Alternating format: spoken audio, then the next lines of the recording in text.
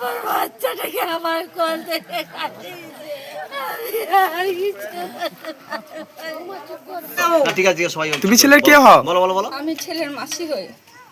আমার ছেলেকে 14 দিনে ডেকেছিল, ডেকে মেয়ে ডেকে খুন করে দিয়েছে, ওদেরকে ফাঁসি দিয়ে দিয়েছে গোয়াল ঘরে।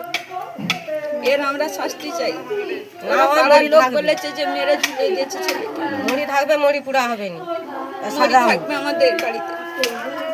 আমরা দেখি মরি কি হয়, নিজের ইচ্ছায় মরছে, কি হয় কে মারা মারছে, মরি থাকবে।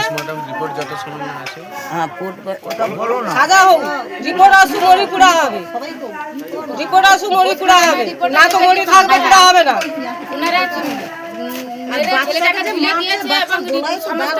মরি থাকা রিপোর্ট হোক, রিপোর্ট আসু মরি পুরা হবে।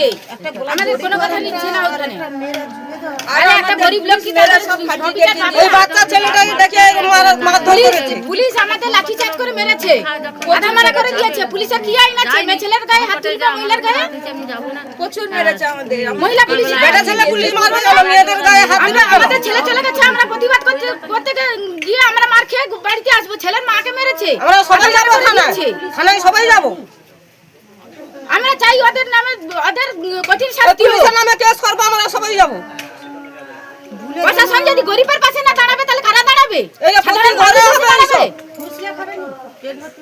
রিপোর্ট আসু মরিপুরা হবে না, তো মরি থাকবে এখানে, মরিপুরা হবে না। আমরা সবাই একতা আছি। আমরা সুবিচার চাই, গরিবের পাশে যেন প্রশাসন থাকে, সুবিচার পয়সা দিয়ে কাল পুলিশকে ছাই দিয়েছে, গোটা ছাই দিয়েছে, কেউ আসেনি কাজ চালা করতে এটি ভয়ে। আমার নাম মল্লিকা মিদ্যা, বাড়ি গোবিন্দপুর। আমার নাম অনিমা ভিয়া। আমার নাম মমতা দাস, বাড়ি হাসপাতাল। কি মনে করছেন, অনুমান করছেন এই ঘটনা? ছেলেকে মেরে ঝুলিয়ে দিয়েছে ওরা। আপনার নাম? মমতা দাস। এই মৃত্যুটা স্বাভাবিক মৃত্যু না, কোনো কিছু আঘাতপ্রাপ্ত হয়ে এই মৃত্যুটা হয়েছে। পোস্টমর্টম রিপোর্ট না এলে আমরা বুঝতে পারবো না। প্রশাসনের কাছে আমাদের স্বনির্বন্ধ অনুরোধ যে একটা তরতাজা প্রাণ এইভাবে চলে যাওয়ায় আমরা খুবই দুঃখিত, ব্যথিত।